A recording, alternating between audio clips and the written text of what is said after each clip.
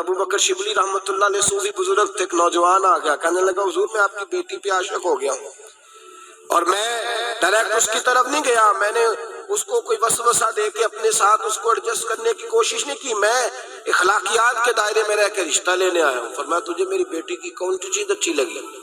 نوجوان کہنے لگا خوبصورت بڑی ہے۔ آپ نے فرمایا ٹھیک ہے، تو 1 مہینے کے بعد آنا، میں تیرا رشتہ کر دوں گا۔ حضرت نے اس کو دوائی کھلائی، بچی کو دست آنے لگے، پخانے لگ گئے۔ 1 مہینہ سارا وہ پخانے کرتی رہی، وہ جو پخانہ کرتی تو ایک مٹکے میں گھڑے میں سنبھال دیتے۔ مہینے کے بعد وہ نوجوان آیا، اس نے دیکھا کہ اس کی آنکھوں کے نیچے سیاہیاں پڑ گئی، رنگ بدل گیا ہے، کمزور ہو گئی ہے، ہاتھ کانپتے، ہڈیوں کا گٹھا بن کے لگی ہوئی ہے۔ فرمایا آجا میں تیار ہوں، پردہ ہٹایا کہ یہ میری بیٹی ہے شادی، کہنے لگا میں نے تو نہیں اس سے شادی کرنی۔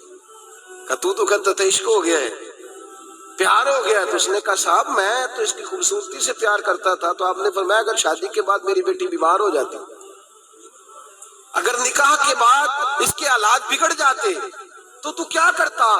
آپ نے فرمایا ادھر آ میں تجھے بتاؤں تجھے پیار کس چیز کے ساتھ تھا۔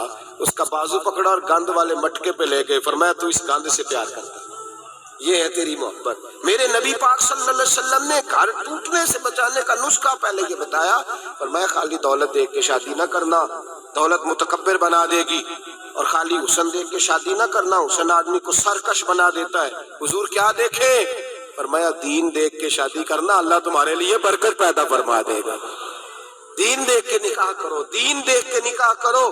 محبوبہ یہ دین والا لفظ کس کے لیے ہے؟ فرمایا ادھر آؤ، کائنات میں اگر اللہ نے سب سے شان والی بیٹی دی ہے تو مجھے دی ہے، اور میں اس علی کو دے رہا ہوں جس کا مکان بھی کوئی نہیں، کاروبار بھی کوئی نہیں، جس علی کا بظاہر کوئی بینک بیلنس نہیں، کوئی مربع نہیں، کوئی شے نہیں۔ حضور علی کے پاس کیا ہے؟ فرمایا میرا علی عشاء کے بعد قرآن شروع کرتا ہے تو فجر سے پہلے ختم کر دیتا ہے۔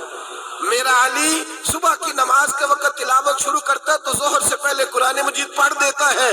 فرمایا رزق کھاتا ہے، تھوڑا کھاتا ہے پر حلال کا کھاتا ہے۔ فرمایا پاکیزہ روٹی کھاتا ہے، اور جب میدان میں نکلتا ہے تو برادری کے لیے نہیں نکلتا، جب تلوار لے کے نکلتا ہے تو یہ مکے کے لیے نہیں لڑتا، یہ تلوار لے کے نکلتا ہے تو قومیت کے لیے نہیں لڑتا۔ محبوب کس لیے لڑتا ہے؟ فرمایا یا خدا کے لیے لڑتا ہے یا محمد مصطفیٰ کے لیے لڑتا ہے۔ اس کی تلواریں پاکیزہ، نظریات پاکیزہ۔ دیکھو میں بیٹی کا نکاح کہاں کر رہا ہوں۔